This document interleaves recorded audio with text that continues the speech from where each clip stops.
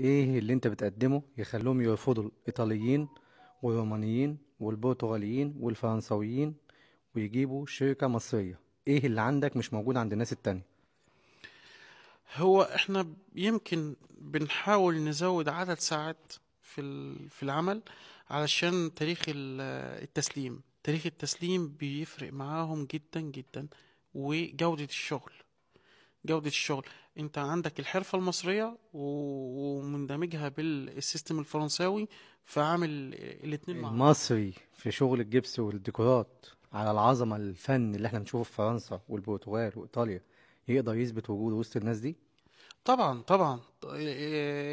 احنا بنقول احنا عندنا تاريخ، احنا اللي بنينا الاهرامات. بقول للي شغال: انت محترف هنا في شغلك، مش مغترب. ما تقولش انا مغترب، قول انا محترف. وتقدم وتشتغل وتنتج وتطلع اللي عندك. اي ابداع عندك طلعه، يعني خرجه. انت حضرتك بتشغل معاك عمالة مصرية عشان هي أقل في الفلوس في اليوميات، لا لا لا لا ولا لا. عشان هم أدق عشان وأفضل في المهنة؟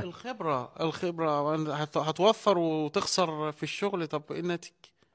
يعني المصري يدي شغل وإتقان في الشغل وجودة شغل وفن في الشغل أحسن؟ المصري اللي متعلم في مصر، اللي متعلم الصنعة.